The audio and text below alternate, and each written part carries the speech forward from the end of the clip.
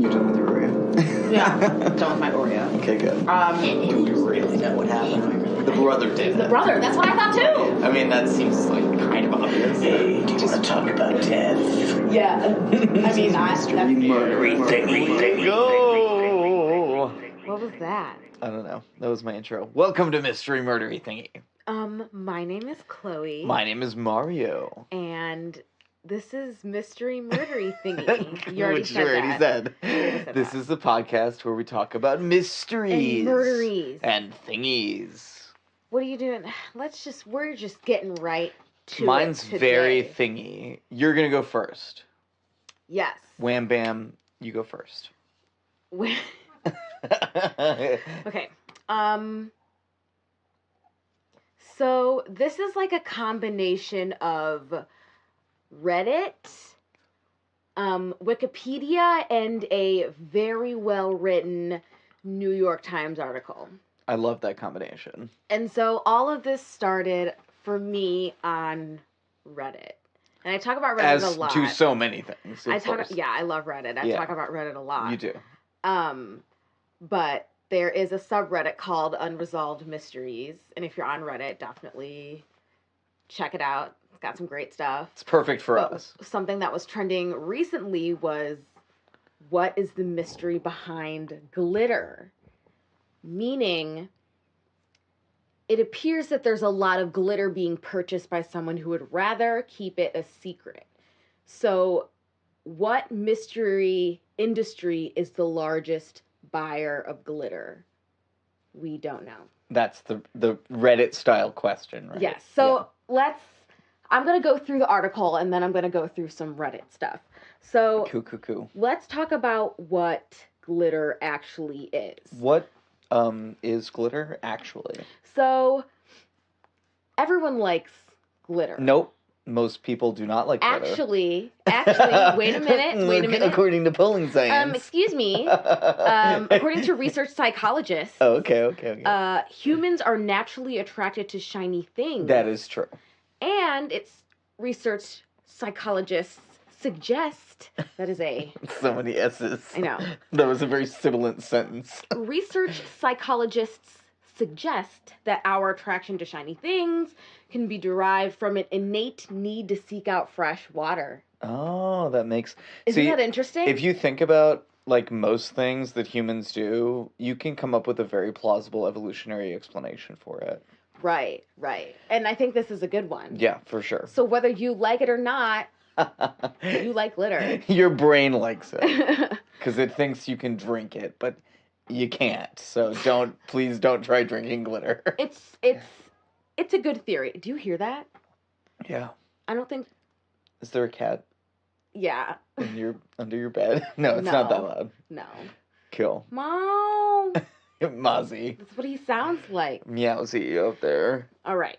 Moving on. Please. So, glitter is believed to have roots all the way back to 1934 in New Jersey when a German immigrant named Henry Rushman invented a machine to cut scrap material into just really, really, really tiny pieces. That's like kind of the modern day type of glitter. And there is such a thing as ancient glitter. Okay. Quotes. So as early as 3,000 years ago, mica flakes. Yeah, Mario was like, "What? What?" Mica that flakes makes sense. Okay. were used to give cave paintings a kind of shiny appearance. Prehistoric humans are believed to have used cosmetics made up of powdered hematite, right? Which is a sparkly type of mineral. That makes sense. So even use in cosmetics can be tracked thousands of years ago. Ancient Egyptians used finely ground green malachite crystal in other products. So this idea of like taking a metal or mineral, grinding it up super fine, and then it like sparkles, like that's sort of been around for like who knows how long. Right. Okay. People of the Americas were using powdered galena, a form of lead, to produce bright grayish white glittering paint that they used for objects of adornment. Like that makes sense. Crowns and jewelry and such. I like the such. and such. Jewelry and such. Come Yes. down to the new store at the Dying Mall. But Jewelry and such. there's like so much, just like doing this research and like reading through this article, I was like blown away. Yeah, I didn't Definitely realize check even out, there was that much to this the article. history of it. The author is her name is Katie Weaver. So You said the New York Times, right? yes. So today's modern glitter, Today's modern glitter. in today's time, in today's modern glitter, In the parlance of today, modern glitter. in Modern Glitter magazine, we're talking about how glitter is made. Modern glitter magazine, that would be good. That's like something they would have at your hairdressers. You're right. Let's start it. Right? New magazine. So, modern glitter. To get back to the modern glitter. Nobody really knows exactly how it became popular. Like, it's not entirely clear, but it was everywhere all of a sudden. So, Katie Weaver. Like glitter is wont to do. Like glitter. To get everywhere all of a sudden. Glitter is something else. I Yeah. try to stay away from it. I know, right? So, Katie Weaver, she speaks to the head of GlitterX. So, GlitterX is the one of two biggest manufacturers of glitter in America. So, the CEO, Babu Shetty, he came to the U.S. to earn a PhD in polymer science and engineering. Good for him. So he kind of this is I have a straight quote from the article talking about what happened when Katie contacted him. Quote, "He also did not want me to visit his glitter factory. The jovial Mr. Shetty told me over the phone that people have no idea of the scientific knowledge required to produce glitter, that GlitterX's glitter-making technology is some of the most advanced in the world, that people don't believe how complicated it is, that he would not allow me to see glitter being made, he would not allow me to hear glitter being made, that I could not even be in the same wing of the building as the room in which glitter was being made under any circumstance, that even GlitterX's clients are not permitted to see their glitter being made, that he would not reveal the identities of GlitterX's clients, which include some of the largest multinational corporations in the world. Eventually, one did consent to be named, thank you, Revlon Inc., and that fine, I was welcome to come down to GlitterX headquarters to learn more about what I could not learn about in person." And the Revlon, I think, is kind of a gimme because, I mean, It's some makeup. of their makeup clearly has glitter in it. Yeah. Like, you can see it. Yeah. Like, in their commercials, they, like, highlight it. So, Yeah. like, yeah, of course. So... But who else? That's the mystery, right? Right. There's a lot. I've got some great discussion and some great guesses at the end that we can... I think you and I can build up a good conversation about. Pulled from Reddit, of course. Of course. So, Katie Weaver, our journalist, she heads Thank over... you, Katie. Katie. She heads to New Jersey. She visits the GlitterX factory. And she's guided by a woman named Lauren Dyer, who is a manager, and Sheet Betty, the son of the CEO. Oh, okay. So... they learn some facts. The color that sells the most is silver. And they go into a very descriptive,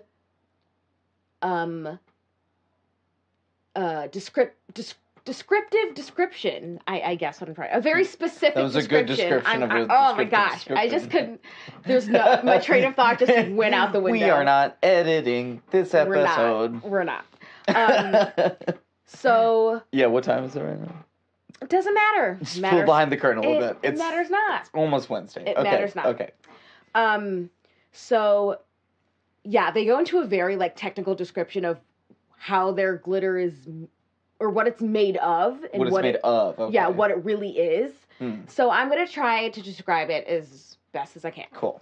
So you don't have a PhD in polymer science. No, but the article described it in a way that I could understand it. So I'm going to try to relay it the same way. I highly suggest everyone go read the article. So here's a summary. It's quite technical. Clear glitter is made from small pieces of polyester film or mylar, basically mylar. So Glitter X starts out with this polyester film, and then it's metallized with aluminum, which means that aluminum is deposited on both sides of the film. Sure. And this is done by evaporating an aluminum deposit, which is done through a vacuum chamber. Oh, interesting. I was thinking electrolysis at first, but I guess it's done differently. So it gets very scientific.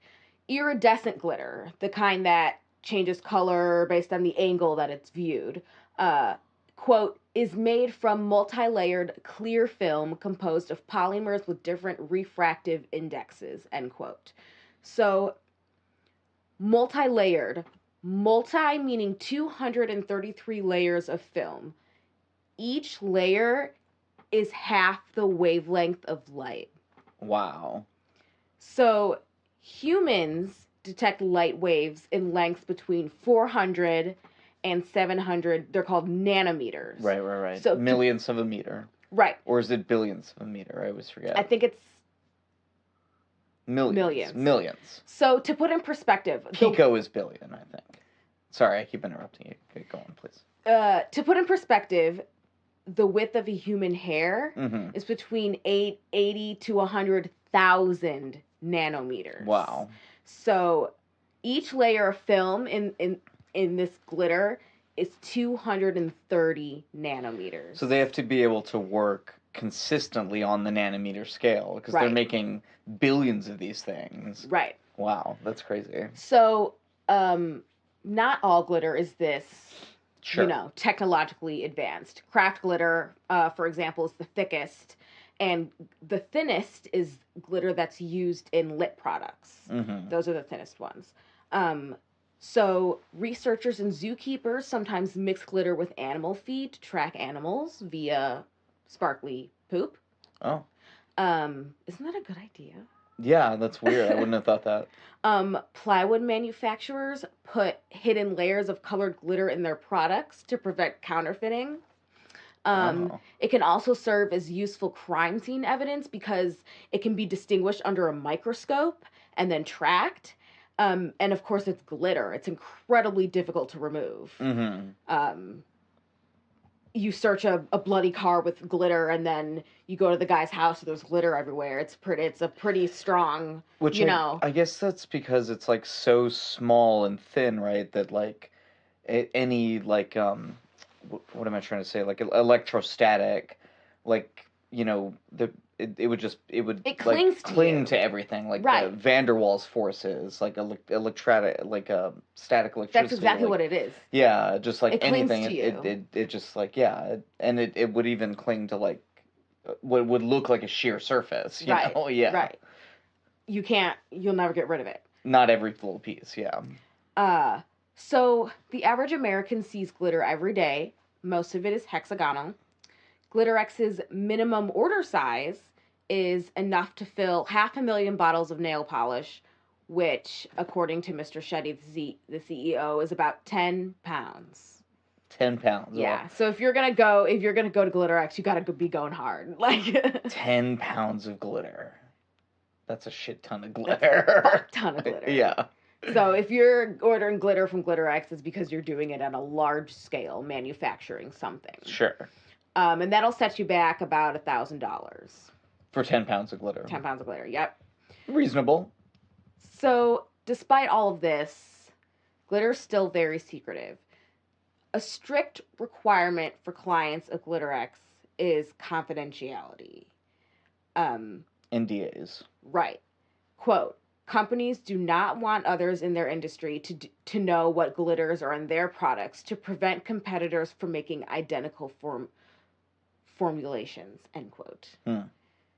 And proprietary. Glitter X offers over 10,000 different varieties of glitter. So you can see why if someone finds the one that they want and the one that makes their product look the best, feel the best, whatever, they wouldn't want anyone else to get their hands on it. I did not realize glitter was even in that many products, or that there were even more than one type of glitter. Like what? It's much more widespread than you would ever believe. Yeah. It's insane. It's like, I feel like if you met someone who worked at a glitter factory at like a dinner party, and then you just started like casually talking to them about it, and then they just like keep going on and on and on. It's like, wait, where do you work at? A glitter factory? Yeah. Is that what you're describing? But they to me can't. right They now? can only talk about so much, and there's stuff that Sure. they don't even know. It's like the fucking Los Alamos, like the Manhattan Project. Like, it's Right. You know, they probably have like segmented parts within the factory where it's like, you know, compartmentalized information. Yeah, like it's everything's on like a need to know basis. And we were talking, and I'm sure you're probably going to get this about how like there might be security concerns too, right? In case there's like governmental entities. I'm sure you're going to get to that, right? That's my favorite guess, actually. That's my favorite. We were talking about it in the car the other day. But yeah, so What? my alarm was going off. Oh no, it's 11 o'clock. Oh no! Oh no! Okay. Oh no! Okay. We're fine. Everything's good. Everything's copacetic. 11 o'clock and all is well. What's that from? Just history in general. People used to say that. Terrible joke. Terrible joke. Could be from Hamlet. I think there's a But part I in love Hamlet you. where oh, I love you too. Oh. Okay, Anyway. glitter. Yes, back to the story. Everywhere. It's everywhere. Okay. So the manager, Lauren Dyer, refused to say which industry served as GlitterX's biggest market. However, based on the conversation that her and the reporter had, we know that if you looked at it, you wouldn't necessarily know that it's glitter, number one. Mm-hmm. Number two, the industry doesn't want anyone to know that it's glitter. And number three, we'd never be able to guess it. Okay. So That's good. It's good mystery fodder. the minute I read all that, I was like, what is it? I have to know. I have to. It was like, no, I'm serious. Like, Right. that's why I was like, I gotta talk about this to someone. I know. It's insane. It's like, just like a sneakily good topic. I wanna know, don't you? Like, Yeah. it drives me insane. And we could. And I don't even know presumably why I find out want to at some know point. so bad. It's not that Right. important. It's because they're keeping that knowledge from you. Yeah. And therefore I have to have it. Yeah, it's more of like the fact that it's a secret. And also, why? And I think also the fact that like someone knows. Right. Like, right. Maybe hundreds of people, you know, but not almost any of us, but just those few people, they know. Right. So we should also get to know. Yeah. Right? Exactly. It's like the I'm jealous of them. It's the crave of knowledge. It's the, of you know, wanting- your brother's playing with the ball, you want the ball. You know, you may hate the ball. It's like your least favorite ball of all time, but like they have it, so you want it. Yes, that's exactly what it is. Yeah. That's a great analogy. You're welcome. But it's very like, okay. Yeah. Kind of drives me nuts. Yep. And I hope now it drives all of you nuts. Yes. Next to GlitterX, I also want to talk about Meadowbrook. So Meadowbrook is even more secretive than GlitterX because they were one of the places that Katie went to talk and be like, hey, like, I want to do a report on glitter. They're like, we're a private company. Goodbye. Wow. They Like, said no nothing. comment. They didn't want to be a part of it at all. Uh-huh. So on their website, it explicitly states that it will provide glitter for any type of application imaginable, including industrial, paints, coatings, cosmetics, plastics, solvents, adhesives, printing inks, flock, aerosol, textiles, fashion, floral, crafts. Wow. So that led me to believe that none of those are the culprit. Right, because It's they something wouldn't be besides all of those. They wouldn't be And advertising it. Right. Yeah, That's what I would say. Of course. So a lot of the Reddit answers and people speculating was stuff like that. Mm-hmm. So, but also they had like really good reasons for it to be that. I don't know. It's just very weird. So one of the main possible culprits was toothpaste. Sure. I feel like that makes sense, right? Toothpaste is like kind of shiny. Yeah. However, if 10 pounds of glitter is enough to make half a million bottles of nail polish, would toothpaste be the largest consumer? Like, is there that much? Do we produce that much toothpaste? Like, is it possible there's that much glitter in toothpaste? If there's glitter in toothpaste at all? Yeah, I don't know. It's a good point. Or does the math work out? Maybe it does work out. I don't know. I don't have a PhD in polymer science, but I'm not sure. Engineering? No? Music? Theater? Those do not prepare you well for that to answer that question. So you can't answer the question. No, I could build a seventh chord, but I can't answer that question. Nice. Yeah. I don't know about toothpaste. Here's what I think. It does seem kind of unlikely when you really think about it. I think money. Money. So for security reasons, exactly that. Yeah. I feel like that every time I say the word money, that song is like right. in the back of my head. Either that or Pink Floyd. Money, it's a gas. No. You don't know? No. From Dark Side of the Moon? I don't have the cool taste in music like Late you. 70s? Classic rock? I'm not in the cool. I got it from my brother, so. I'm not in it. It's cool. I'm not in the cool kids. It's cuckoo. Music Cuckoo. It's cool. No doubt. No doubt. Cuckoo. We've been doing a lot of yeah. Liquid 99 so we lately. do. We have. Okay, getting back on topic. I know we're getting on so many tangents. Well, it's a good night. It's a glittery kind of episode. It's a glittery kind of episode. Sure. Right. So yeah, money for security reasons. Mm-hmm. Makes perfect sense. Counterfeit, they change those kinds of methods all the time. Mm-hmm. And it would be like a government secret. Right. Like they would be like, literally can't tell anybody. It's Which should be even cooler if you're like the CEO of GlitterX and you're like, yeah, I talked to Steven Mnuchin about the new glitter that we're going to put in the money. Marty, shut the fuck up. It's compartmentalized information. I had to get a CIA, clearance to get this, to do this thing. It's so cool. I mean, are you projecting? Are you jealous? No, I that's not my dream at all. I feel like that'd be cool, right? I feel like that makes sense, but also, I don't know. I would definitely look at like a brand new $20 bill and be like, yeah, that's glitter. But one of the things that the manager said was that you wouldn't know it's glitter. Right. Because it could just be like 1 or 2 or 3 like strategically placed.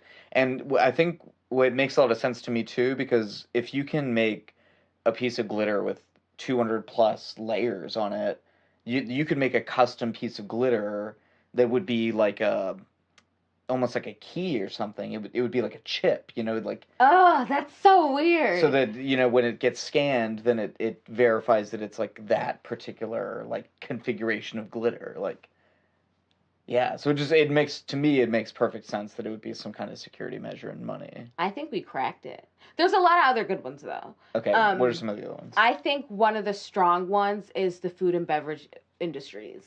Mm-hmm. Like Coca-Cola. Yeah. Coca-Cola owns everything. I mean, not everything, but they own a lot of land in third world countries. Yeah. And they own a big building in Atlanta. Yeah. And they own a lot of brands. And mica, I believe it's mica, is usually farmed by slaves who are mostly children. Yeah. Just gonna drop that. Is that still like a main ingredient in glitter? Or in certain types of glitter? In certain types, yeah. But it's mostly plastics. Okay. Modern glitter is mostly plastics. But some of it is like, it's like blood glitter. Right, in a sense. right. Yeah. That being said, what if like the gold and silver industries are putting glitter in their fucking diamonds to make them shine? Oh, yeah. You wouldn't want people to know about that either. Exactly. But that wouldn't be using that much. Like, not even close. Right. It wouldn't be like the biggest It wouldn't be the consumer. biggest. No way. Without it being, like, obvious, like, what is in my ring? But that doesn't mean that they couldn't also be a secret consumer. Because that's just one of them that they were talking about. That there could be multiple secret... I mean, presumably there are, right? I think there mean, are. most of them are secret, so... Yeah. Who knows? Ooh, that's weird. There's glitter That's a good everywhere. one, right? But, another one was NASA buying uncut sheets of glitter to use for insulation and, like, their satellites and stuff. But NASA isn't, like, secretive about that stuff. I was gonna say, why wouldn't they want people to know And they, about like, that? fully admit to, like, the possibility of glitter. Okay. In some of their equipment. So they're not, like, it's, like, not a secret for them, really. Right. But that's all I've got, really, for glitter. Cool. I like that. Do you have any other guesses? No, I mean, I didn't even know that glitter, that there was even this much to it, or that people would even want to use it in, I mean, I guess cosmetics, if I would have thought about it, and paint, that makes sense, so. Yeah, they're considered microplastics. And they are not great, they're bad for the environment. However, in the article, they talked to an expert, and the expert says that she thinks we've got bigger fish to fry. Oh, for sure. Which, when you look at it, she's right. Yeah, no, if we want to talk about, plastics and microplastics and how they're finding, plastic bags in the deepest part of the ocean and all these fish and cetaceans coming up to the surface with, their bodies filled with plastic. It's awful. Yeah. Obama signed the law or regulation or whatever to gradually eliminate microbeads in, like, hand sanitizers and facial scrubs and stuff like that. And there's glitter in that stuff too. Oh, of course, yeah. That's obvious. But yeah, microbeads are really bad, and I remember when they passed that. I think it was a regulation banning them. That was a good idea. Right. Do you have any other guesses? I feel like... No, not really. I mean, I guess we had also talked maybe about, like, like Apple or, like, a technology manufacturer, like, for their casings. I don't know. Yeah. Maybe we hadn't talked. Maybe I just thought I don't know, about that, man. but... My iPod Nano was beautiful neon pink. It would sparkle in the sun. That shit was beautiful. So I was also, like, 11. Everything sparkled in the sun. I treasured it like a child. Oh, yeah. I told you about my iPod, the big one. Classic, yeah, they got stolen. Anyway, I don't really have any other things. So did you want to do your sources? Or? Yeah, so my sources was... My sources was... The thing about my sources is... My sources was the Glitter Wikipedia page, and Reddit, Unresolved Mysteries, subreddit, and, of course, the article titled What is Glitter by Katie Weaver. Okay. Oh, that's right. You talked about your sources at the very beginning anyway. Cool. Okay, cool. Mario, cool. I'm really excited for what you're going to talk about. I am talking about... This is a good one. This is one of the most innocuously bizarre, I think, episodes in modern television mystery history. I am talking about the... Yes. And it involves Chicago, so I always love something that involves Chi-Town. So I'm talking about the Max Headroom signal intrusion. So yes, classic. It's a classic. You probably have heard of this because it's very famous. And just a tiny little, I didn't even write anything here, but just a tiny little bit of background. Max Headroom, which I did not, I was born in 86, so this was like something that was popular when I was like a small child, right? Max Headroom was this fictional character brought, as so many TV things are, from England to the United States. And, right, just throughout time. And so Max Headroom is the sort of alternate identity of this journalist who lives in the near future. So is that the premise of, like, a TV show? It's the premise of a TV show, yes. And he gets sort of, like, carted away by a totalitarian government But his personality is uploaded into the cloud or whatever. What? That's right? some Black Mirror shit. Yeah, and he lives on as Max Headroom, this prankster who will, cut into the signals of the government TV show, oh my right? God. And so that, just so you understand, that's the context of this and sort of where this is coming from. That fictional show, as you'll see, it's sort of an art, life imitating art sort of thing. I honestly, I hope it was just a prank. Because how amazing would that be if it was just a prank, but no one knows who did it? Opinion is very divided. It was just a bunch of trolls who were just fucking around and were like, hey, we should do this. Yeah, okay, we'll get into it. So, okay, so to set the scene, Chicago. Picture it. Chicago. November 22nd, 1987. The Bears. On WGN's 9 o'clock news, sportscaster Dan Rowan is recounting a sweet 30-10 victory by the Bears over their hated rivals, Detroit Lions. At about 9:15, the screen goes black for 15 seconds. Control room operators at the WGN office on Bradley Place begin to panic. What the hell is going on, right? Oh my God. What did you do? She spilled her It's your fault. Somewhere near the John Hancock Tower, someone, still a mystery to this day, was jamming the WGN signal and replacing it with one of their own.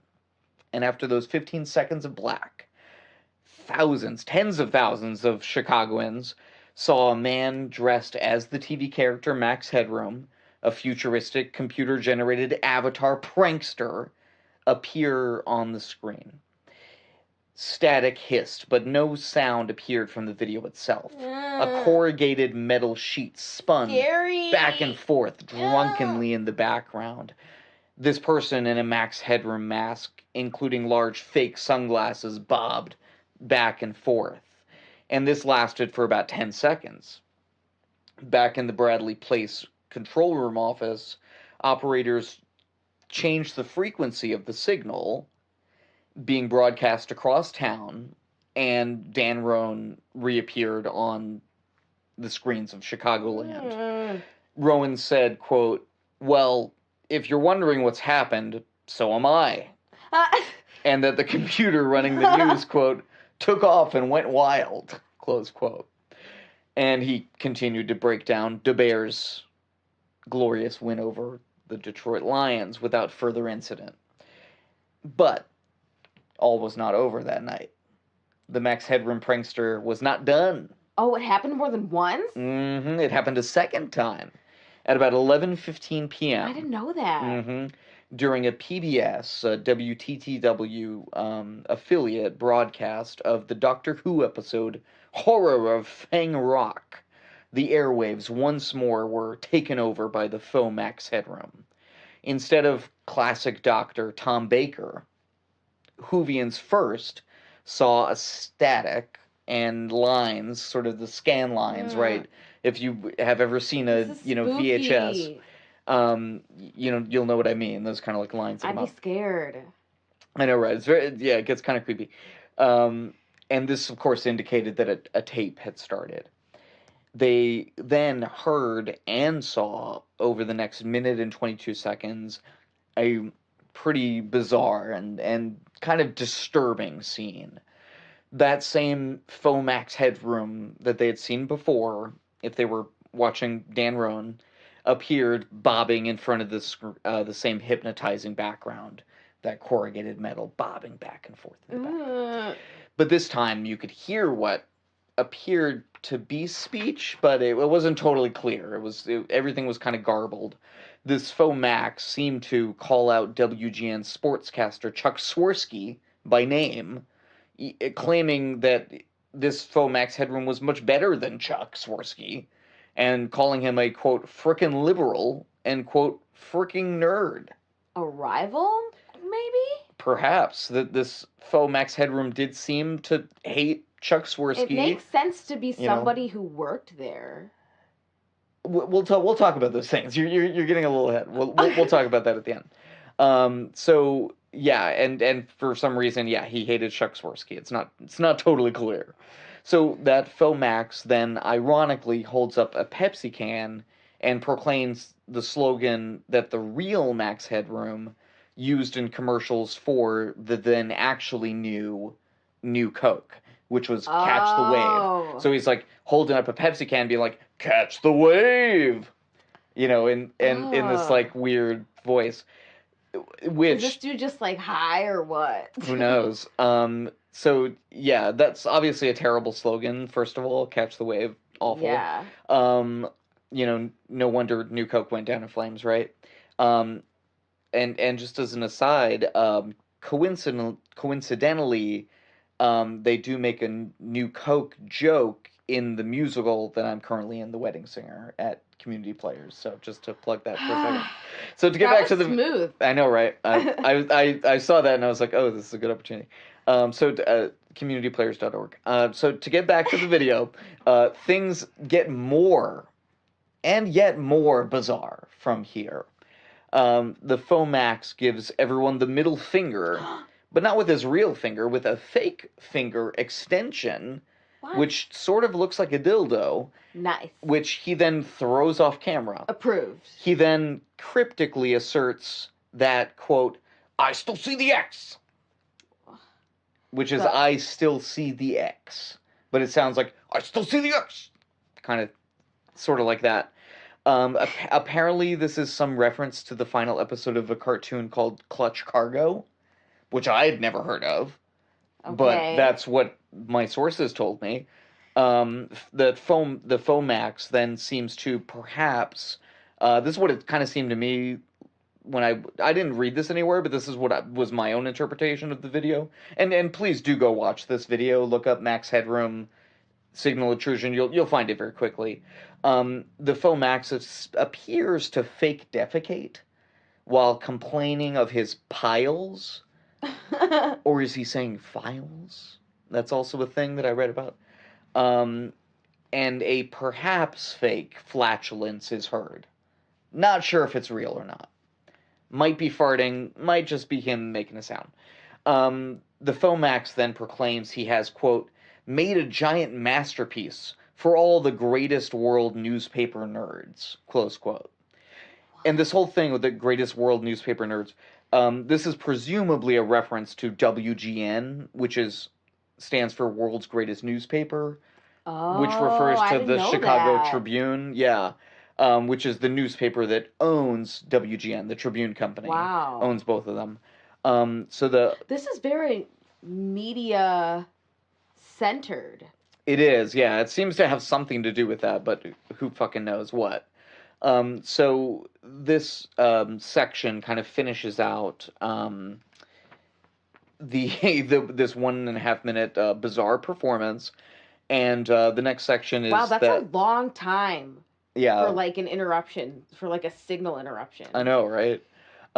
So this next part involves the faux Max showing us an ill-fitting garden glove and informing us that his brother, quote, "is wearing the other one, but it's dirty. It's like you got bloodstains on it," close quote. I don't know what that's supposed to mean, but it's freaky. Yeah.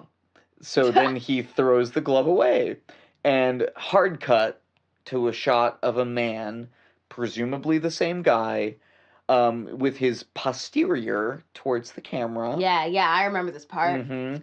His face off screen to the left, and the Max Headroom mask he's holding it behind him, so it's sort of wobbling in and out of frame. And a person, presumably a woman in a French maid costume, appears on the frame and bats the man's butt with a fly swatter. Yeah.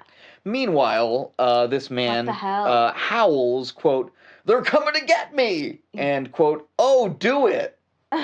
So this is the... it's my favorite part. This is the erotic conclusion, perhaps, maybe, of one of the most infamous happenings in hacker history. Yeah.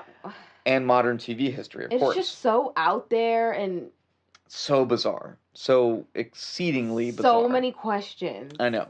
I you know this. I have a high tolerance for weird shit. I'm into weird stuff, like actively. And this shit weirds me out. Yeah. So, I don't know. This guy. So, the control room operators for the PBS affiliate, WTTW, were not able to intervene in time to stop this from happening. Even though, like you were saying before, it went on for a pretty long time. Yeah, they really didn't. Essentially, no one was watching the controls at the time, and that's why. If someone had been in the control room, like, watching it, I guess because it was, like, 11 at night, they were just, like, off doing something else. So, or maybe it was the control room operator. Ooh. So, angry and bemused TV watchers, of course, were calling into the station in droves to complain or inquire about this. Were some people pissed? I guess. Some people were pissed, for sure. I don't know what would you do? I would think that it was weird and just go on. I wouldn't really care that much. Some viewers, though, mainly younger ones, did think that the video was pretty hilarious and was just kind of a harmless prank, like we were talking about earlier. Network employees, though, and security were understandably freaking out at WTTW and WGN, especially WGN, because it seems like it was targeted toward WGN, clearly. So WTTW Air Director Paul Rizzo recounted his feelings thus, quote, "All of a sudden, we don't have Doctor Who on the air, we have this Max Headroom mask. And as the content got weirder, we got increasingly stressed out about our inability to do anything about it," close quote. Oh. Yeah. So the FCC, of course, also was quite alarmed by this and immediately began an investigation. And by the way, this was not the first or by any means the last incident of this kind. They'd been happening since the late 70s, and they go on literally till today. Oh, man. So investigators first assume that the signal intrusion must have been an inside job at WGN or WTTW. So they actually got, like, investigators in and stuff? Oh, of course, yeah. The equipment and knowledge necessary to pull this kind of thing off, they reasoned, would suggest a highly skilled operator with inside access. Who wouldn't have the right equipment, know how to use it, and have the knowledge of, the practices there that they would actually be able to do this thing. But this may or may not have been correct. It's really not clear to this day, and it may not be in some respects correct. So as an internal source looked a little less likely as they continued with the investigation, the FBI actually got involved as well. Damn. And this is, it might seem a little weird, right? Like, oh, this is kind of this just weird prank, right? In Chicago. The reason, though, that it involved the FBI is because the issue of signal intrusion really bore heavily on national security. In the sense that, if you're jamming this, well, you could jam other things. That's including true. Security apparatus and satellites and things. So therefore, this investigation was a national, priority. An FBI report obtained through a Freedom of Information Act request by Vice Reporter Chris Niddle details the direction and the limitations of the investigation that ensued. So Dr. Michael Marcus, a hacking and radio expert, wrote the FBI report. Marcus worked for the FCC from 1979 to 2004, and he worked on other high-profile cases of signal intrusion around this time and afterwards. And all of his other investigations were successful, as far as I could tell. This was, as he put it, the one that got away. Huh. So it's kind of interesting. But he says it doesn't really haunt him or anything. Out of all of the things that could have gotten away, it was this. Yeah. And we can talk a little bit about why that is. Why this one was harder to catch, than other ones. But Dr. Michael Marcus, mainly blames the head FCC investigator in Chicago at the time, whom he declines to name, but he says that person had a sort of undue reticence and a lack of sort of proper investigative curiosity, which hampered the investigation and, eventually tanked it, What? essentially. Proper investigation curiosity? So they didn't want to, like, knock on doors. They didn't want to re-interview witnesses. They didn't want to do, like, regular police work, because that's not really what the FCC typically does. But in this case, that's kind of what you would have needed to do. But they didn't do it? They didn't do that. They didn't really do much of that at all, it seems. And that was kind of Marcus's frustration and what he believes was, kind of a fatal blow to the investigation, I believe. So Marcus suggested focusing on finding both the location from which the pirate signal was sent, as well as the location for the filming of the tape itself. And they could track all that? Well, they could try. And at this point, I think it's a little helpful just to take a moment to talk a little bit about how this kind of like broadcasty kind of stuff works. So the signal, whichever one we're talking about, begins from, some original source, right? A master tape or something that is then broadcast on a relatively weak signal from a relatively low to the ground location, right? And it sends that to an amplifying transmitter at a much higher location. Okay. So you've got, your little satellite down here. It's beaming up essentially to the top of a high building, and then that beams out, to the wider world.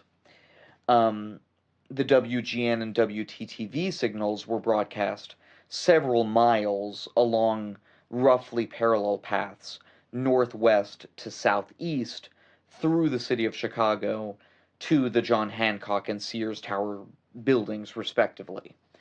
The signal intruders had to place their transmitter in this path, pointing the right direction at a higher location and or at a stronger signal than the legitimate transmitter.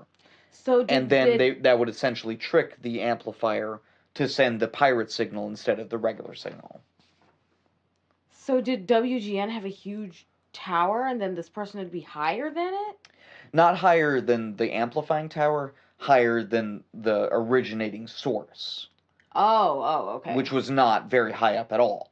They could have been, in an apartment, 5 stories up, sending a signal slightly stronger than the one that was coming from WGN, and that would have been good enough.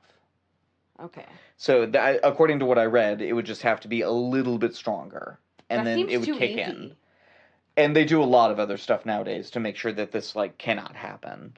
Another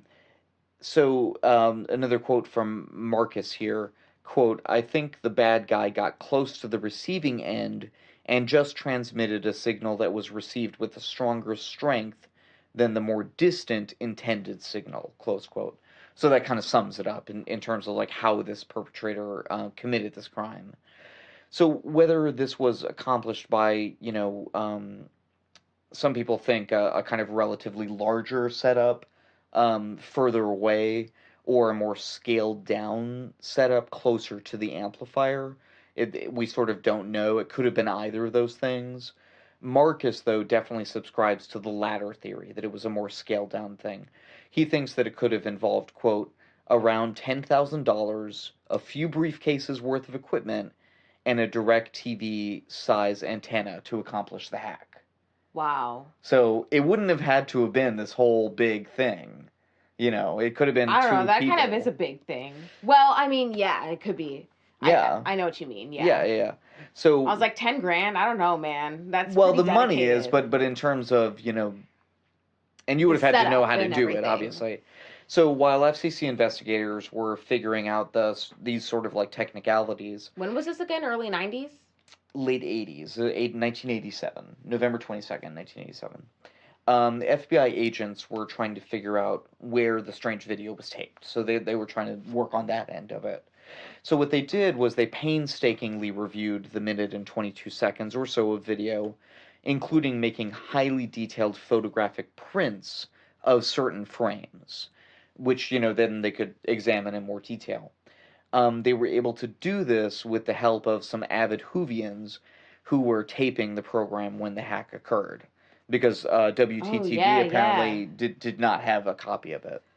They did all of this and they still didn't come up with anything? That's true.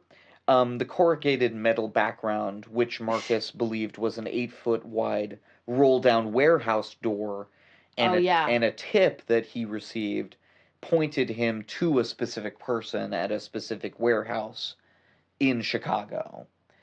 But there wasn't any more than that. So no way that a judge is going to sign off on a search warrant on that, right?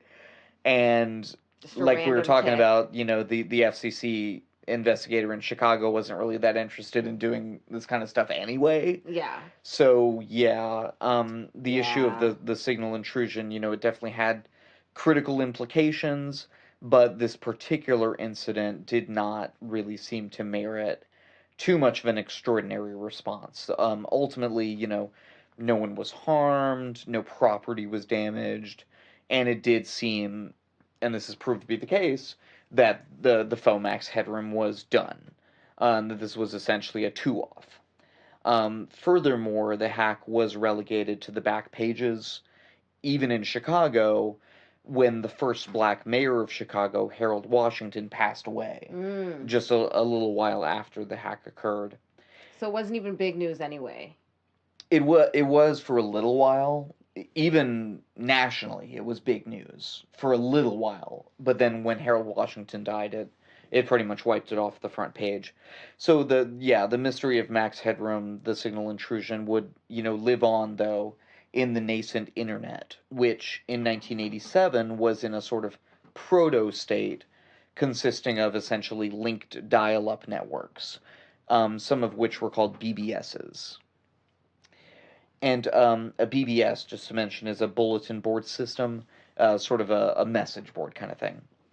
So these early internet geeks were very intrigued and sort of awed by the brazen hack, the Max Headroom intrusion. Okay. It gave a lot of street cred to whoever did do it. Claims of responsibility or some kind of privileged knowledge have arisen on computers since just after the incident. In the first incident of this kind, a BBS user with the handle The Chameleon, that's CHAMELION for some reason instead of EON, claimed some kind of responsibility with dubious veracity. It seemed like they were just kind of like trying to play off of, what was a very famous incident. And these kinds of high-profile hacks and incidents do tend to, which is very strange, attract these people who want to falsely claim responsibility for the crimes. Yeah. It's just a weird phenomenon. Yeah. So let's go over now a couple of the more or less legitimate suspects that have arisen over the years. And then maybe to end, we can talk about why, it's been so hard to actually catch this person or people. So a popular, though unlikely possible perpetrator is the performance artist and musician Eric Fournier. Fournier is known for a YouTube series called Chez St. John, which apparently matches the generally very bizarre and erratic style that is displayed by the faux Max Headroom on the video. Is he a Chicagoan? No, he was from Bloomington, Indiana, at the time at least. Oh. He was an up-and-coming punk musician, and the story goes that he originally wanted to intrude on the WGN signal to promote his punk band, the Blood Farmers, but made it more abstract because he thought, oh, that's going to be too easy to, find out who I am. Trace back. Right. But his bandmates have roundly dismissed all of this talk. They claim, that he would not have had the technical know-how or the equipment to do this, and that they didn't even make videos. He didn't even make videos at the time, and that the only time that they ever were in Chicago was for a Pixies concert. Oh, so they weren't even never there. And Fournier died in 2010, unfortunately, of cancer. So we'll never really know. But it doesn't seem very likely. The other main theory involves Reddit. Yes. That's what I was telling you earlier, that there's a big That's Reddit what I'm component saying. to this. So a Chicagoan and early computer nerd named Bowie J. Pogue, or at least that's what he goes by on Reddit, came forward on Reddit to say that he may have known the faux Max and his accomplices.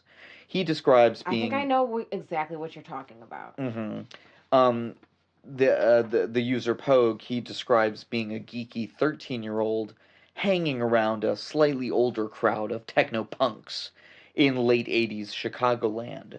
And the two central characters are people whom he deems J and K to mask their true identities. Pogue and his early internet buddies would sometimes migrate from the glowing green screens of the dial-up BBSs to get together in real life, or IRL, as the kids say. Yeah. Right? I'm hip. I guess. I know the leet speak. I don't think people say it out loud. Using internet, that's like the worst. LOL. You using internet speak in real life, like talking out loud. That's terrible. I do say OMG sometimes. OMG. Oh my gosh. Oh my god. Oh my god. At one of these get-togethers, coincidentally, which coincidentally occurred on November 22nd, 1987. Okay. The day of the famous incident. Pogue and the gang were... You're like, oh, why is that day important? Yeah. We talked about it like twice. Pogue and the gang were at a Pizza Hut in LaGrange, Illinois, where we just were, having brunch at the Blueberry Hill. I don't think that Pizza Hut's there anymore. I would not imagine. I mean, this was 30 years ago. Fucking Pizza Hut. I know, right? That sounds great right now. Pogue recalls years later that, he recalled years later, according to him, that the group was huddled around Jay, an awkward, perhaps autistic man in his early 30s, excitedly talking about something big that would happen. Later, Jay's brother Kay told Pogue to, quote, just watch Channel 11 later tonight, which is the WGN channel, when Pogue inquired what was so big that they were talking about. So, somewhat implausibly, Pogue claims that he didn't make the connection at the time to the signal intrusion, that it wasn't until decades later that he, thought, oh, wait, that thing. So, that kind of doesn't make sense. Once he did, though, as he claims, put two and two together, he, proclaimed it on Reddit, and attempted to reignite the investigation by tracking down the mysterious brothers he thought might be behind the disturbing video seen that November night so many years before. Did he? He did. He tracked them down. However, as Pogue details in updates to the original post and in a separate Reddit post, he now considers J and K to be definitively ruled out as suspects. Oh. So that was disappointing. After all of that, and he sent them letters and tried to call them, emails. Apparently, he's determined that it could not be them. And the reason he and other investigators are convinced that J and K are innocent is because they do feel that the signal intrusion must have been some kind of inside job. So it's kind of come all the full circle back to that.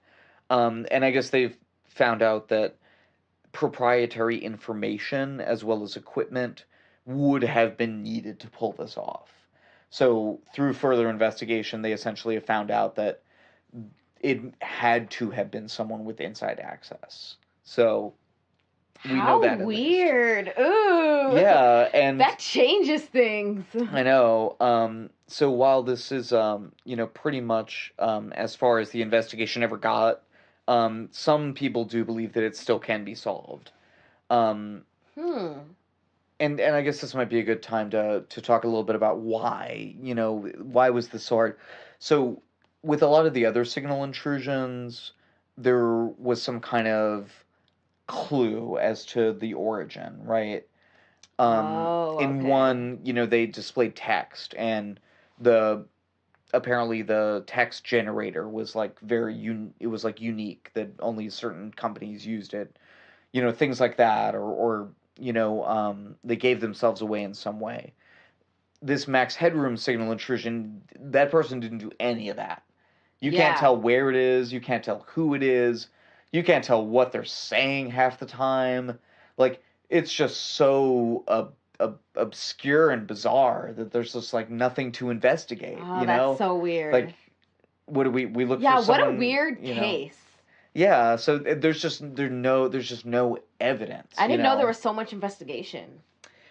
People tried, so yeah, another thing, of course, is that also the statute of limitations ran out long ago, 5 years after the incident. So, presumably anyone could come forward now, including the perpetrator. If somebody was caught, what would they be charged for? Well, they wouldn't be charged with anything right now.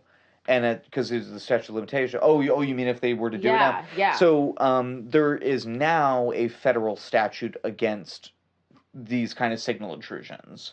And if I remember correctly, the punishment is, I think it's like 5 or 10 years in jail, but and what like would you be charged with? You'd be charged with signal intrusion.